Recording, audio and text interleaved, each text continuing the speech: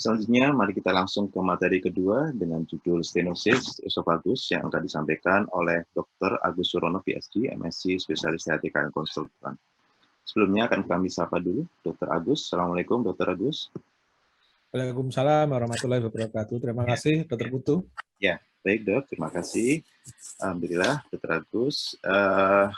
Sebelum beliau menyampaikan materi tentang stenosis esophagus, akan kami bacakan sedikit tentang CV beliau.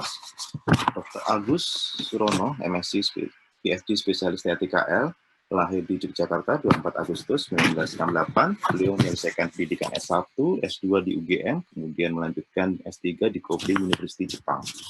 Beliau saat ini sangat aktif untuk penulisan artikel ilmiah dalam jurnal, banyak sekali jurnal yang beliau sudah publikasikan. Dan saat ini beliau sebagai staf pengajar THTKL FK UGM. Baik, Dr. Agus, saya persilahkan untuk menyampaikan materinya, waktu kurang lebih 10 menit. Saya persilahkan, Dr. Mari. Terima kasih, Dr. Putu, sebagai moderator. Bapak Ibu sekalian, Assalamualaikum warahmatullahi wabarakatuh. Kali ini saya ingin menyampaikan berbagi pengetahuan tentang stenosis esophagus. Jadi disfagia merupakan fase yang kompleks yang melibatkan disiplin ilmu yang banyak, dan fase ini kita kenal sebagai fase oral, faringeal, dan esofageal. Kali ini saya ingin menyampaikan masalah disfagia, salah satu topik utamanya adalah masalah di esofagus yang berhubungan dengan gangguan jalan masuk. Nah, sebagai pendahuluan ada beberapa istilah yang kita kenal di beberapa buku maupun referensi yang lain. Ada yang menyebutkan stenosis, ada yang menyebutkan struktur. Struktur sendiri kadang dibingungkan dengan masalah struktur esofagus maupun struktur peptik. Jadi kalau kita lihat dari bahasa Yunani, steno itu artinya penyempitan, apapun penyebabnya. Sedangkan struktur ada suatu akibat. Nah, kalau kita lihat stenosis esophagus itu merupakan penyempitan yang bisa terjadi, ya, yaitu adanya proses fibrosis pada dinding esofagus, biasanya akibat inflamasi atau nekrosis, salah satunya bendasing yang disampaikan sebelumnya, atau karena penyebab lain, yaitu adanya ekstra maupun intralumen. Dan yang terbanyak kejadian ada di sepertiga medial sampai sepertiga distal. Nah, pada stenosis ini, penyempitannya seperti tadi yang saya sampaikan, ada intra dan ekstra lumen, dan faktor etiologinya itu kompleks, karena bisa satu atau multi etiologi yang bisa menyebabkan terjadinya stenosis. Nah, fokus kepada struktur, ya, kalau stenosis merupakan penyempitan, struktur merupakan akibat. Nah, pada esofagus itu akibat dari proses inflamasi maupun infeksi yang menyebabkan terjadinya fibrosis pada dinding esofagus. Baik itu karena inflamasi maupun nekrosis. Nah, ada seseorang atau beberapa artikel yang mengklasifikasi menjadi struktur lesi benigna dan struktur pada lesi maligna. Nah, kalau kita lihat insidensi maupun prevalensinya, itu terjadi 20-50% pada kasus seluruh disfagia, dan terbanyak diakibatkan karena proses reflux. Ya, kalau ada luka sampai di dinding esofagus, kita namakan sebagai GERD. Nah, penyempitan parsial itu lebih banyak ditemukan, kemudian kondisinya itu kronis, sehingga pada kondisi yang lebih parah itu menyebabkan penurunan berat badan yang tidak diketahui. Kemudian konsistensi menelannya juga terganggu akibat dari pola makan maupun penyempitan yang ada, sehingga menyebabkan muntah. Muntah ini bisa menyebabkan aspirasi. Sehingga dampak pada disfagia ini bisa terjadi proses aspirasi pneumonia pada orang-orang, terutama orang pasca stroke maupun pada geriatric state. Etiologi secara kongenital juga banyak ditemukan, sekitar 1 di antara 25.000 sampai 50.000 kelahiran hidup. Kemudian abnormalitas perkembangan embriogenik yang terjadi itu akibat gangguan pada kanalisasi esofaganoksia atau hipoksia intrauterin. Kemudian secara histologi ditemukan adanya penebalan fibromuskular dan kartilago dan termasuk web membranosanya. Kemudian jenis kongenital yang lain adalah atresia esofagus dan fistula tracheoesophagus. Penyebab yang kedua adalah adanya proses inflamasi ya, sehingga terjadi peptic ulcer, adanya reflux, kemudian adanya benda asing seperti chemical injury, adanya pill-induced caustic ingestion maupun yang lainnya, atau gambaran akibat atau dikaitkan dengan alergi yaitu esofagitis, eosinofilik. Ada juga inflamasi akibat autoimun seperti Crohn's disease dan penyakit yang lainnya. Etiologi yang berikutnya bisa disebabkan karena jamur ya, terbanyak kandidiasis, kemudian ada ditemukan beberapa kasus tuberkulosis dan bakteria. Ada juga gambaran akibat dari neoplastik ya. Kalau di benigna yang kita kenal adalah leiomyoma. Kemudian kalau maligna terkenalnya ada dua, yaitu karsinoma sel squamosa apabila di sepertiga proksimal dan adenokarsinoma pada 2/3 distal. Penyebab yang lain adalah iatrogenik, misalnya pasca operasi, ya gangguan pada apapun penyebabnya, kemudian pasca radiasi atau fotodinamik terapi, kemudian skleroterapi. Ada juga penyebab yang idiopatik yang tidak jelas sehingga menyebabkan web esophagus atau ring esophagus, misalnya pada kasus-kasus Satsky ring maupun cervical esophageal web. Nah, kalau kita kaitkan dengan etiologi pill-induced atau chemistry tadi, ada yang dihubungkan dengan alendronat, non-steroid, dan sebagainya. Secara garis besar, stenosis esophagus nanti akan dikaitkan pada struktur esophagus karena kasus terbanyak adalah struktur. Ya. Jadi, beberapa kasus disampaikan diklasifikasikan menjadi lesi jinak dan lesi maligna. Sedangkan lesi jinak ini banyak dikaitkan adanya gastroesophageal reflux disease, sehingga orang kadang-kadang dibingungkan antara struktur esofagus maupun peptic structure. Sebenarnya sama. Ya, kalau murni diakibatkan karena GERD, beberapa artikel menyebutkan lebih ke arah struktur peptik, ya, seperti itu.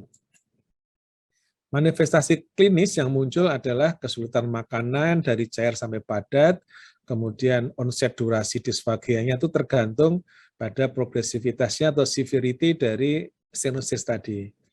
Kadang dikaitkan dengan batuk yang menyebabkan aspirasi, penurunan berat badan, dikaitkan juga ada tidaknya perdarahan kalau kita ada curiga keganasan, kemudian adanya riwayat heartburn maupun chest pain.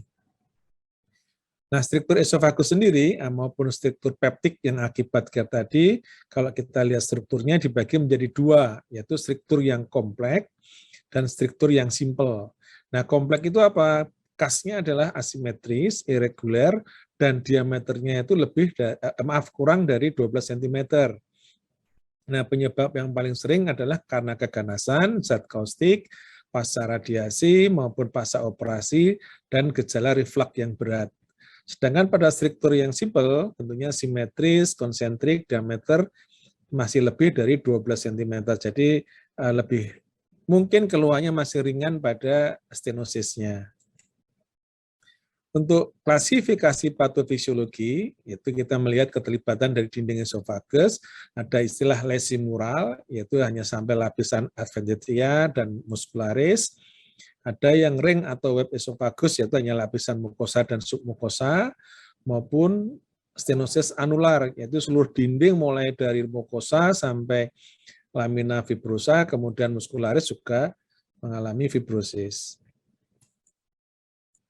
Kemudian kalau kita lihat patofisiologi yang faktor ekstrinsik, jadi bukan pada intralumen, bisa karena perluasan kelenjar tiroid di sepertiga proksimal, bisa kelainan arteria subclavia, bisa karena struktur vertebra yang dominan, misalnya ada prominent osteofit maupun keganasan, yaitu di tumor paru maupun di daerah mediastinum. Ditemukan juga faktor misalnya kardiomegali yang sangat prominent, ada beberapa kasus yang disampaikan dianggap sebagai stenosis, tapi ternyata karena desakan dari kardio yang sangat besar. Nah, diagnosis yang penting adalah kita harus melakukan anamnesis, karena kejadian ini pada kondisi ringan sangat sulit dideteksi, sehingga kita perlu anamnesis yang lebih bagus, kemudian pemeriksaan fisik, dan kita sering memerlukan pemeriksaan penunjang. Pemeriksaan penunjang yang paling sering adalah esofagografi dengan kontras barium ya. Kemudian kita ingin memastikan apakah ada kelainan yang lain, apakah ada respon dari aspirasi, kita bisa melihat dari ronsen torak.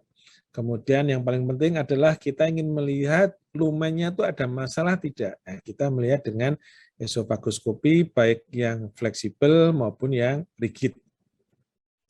Kemudian pada kasus-kasus yang berat, kita memerlukan konfirmasi dengan pemeriksaan CT scan. Dan sebagai penunjang, kita ingin mengetahui motilitas dari esofagus itu masih baik tidak. Maka kita memerlukan pemeriksaan manometri. Pemeriksaan ini tidak bisa menggantikan satu dengan yang lain, tapi ini saling melengkapi untuk menentukan stenosis ini diakibatkan oleh apa. Nah, ada beberapa diagnosis banding yang sering kita temukan adalah adanya akalasia, baik primer maupun sekunder, adanya corrosive injection, adanya skleroderma, ini biasanya konsulan dari ahli penyakit dalam, miastenia gravis dari ahli penyakit saraf, kemudian ada tumor esofagus bersama-sama dengan penyakit dalam divisi gastrohepatologi maupun benda asing yang tadi disampaikan.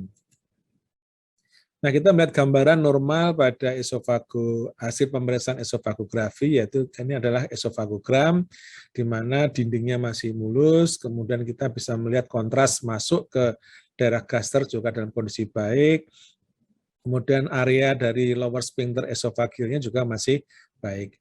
Nah, ada beberapa kasus yang jarang kita temukan, misalnya pada esophageal membran ini pada pasus geriatrik sehingga terjadi anular stenosis. Jadi adanya proses fibrosis dari mulai submukosa sampai jaringan di luarnya. Kemudian ada gambaran lagi misalnya kasus-kasus akibat dari kompresi dari luar, misalnya karena faktor dari tiroid, kemudian ini adalah masalah di gastroesofageal, ini kita karena bingungkan ini adanya masalah di esofagusnya atau bersama-sama antara esofagus dengan di gaster. Nah, ini perlu diskusi lebih lanjut dengan teman-teman sejawat dari divisi gastrohistopatologi. Ada juga faktor kompresi akibat dari goiter, nah, sehingga kita memerlukan pemeriksaan penunjang misalnya dengan ultrasonografi. Jadi kadang-kadang pemeriksaan esofagografi ini tidak bisa menjelaskan secara detail permasalahan yang ada, sehingga kita memerlukan pemeriksaan penunjang yang lain. Ini merupakan kasus yang paling sering kita temukan dikonsulkan kepada THT adanya akalasia, apapun penyebabnya, bisa primer maupun sekunder. Nah, kasus ini kita ambil akalasia secondary dari penyakit Chagas. Kemudian adanya jamur. Kurang 1 menit. Ya, ada kasus jamur seperti ini. Kemudian kasus pada keganasan. Nah, kita lihat sekarang fungsi dari esofagoskopi adalah untuk mengetahui lumennya ada masalah tidak. Dengan demikian kita bisa tahu permasalahan yang ada, misalnya ada ring, kemudian ada kaustik, kemudian ada lagi tumor jinak, ada lagi karena faktor GERD, ya. Kemudian adanya keganasan. Nah, dalam CT scan ada grading pada derajat stenosisnya dan keterlibatan pada dindingnya. Ini adalah salah satu contoh pada kasus stenosis pada pasien lichen planus, kemudian pada keganasan. Nah, ini adalah megaesofagus. Jadi CT scan bisa membantu kita dari pemeriksaan dari esofagografi tadi. Nah, tata laksana pada lesi jinak, karena tadi kita bagi menjadi lesi jinak dan lesi maligna. Yang pertama adalah konservatif. Kemudian kita perlu dilatasi, perlu beberapa tindakan kortikosteroid intralesi, ada pemasangan stent maupun operasi yang dikerjakan oleh teman-teman dari bedah digestif. Nah, mungkin itu yang bisa saya sampaikan. Terima kasih. Assalamualaikum warahmatullahi wabarakatuh.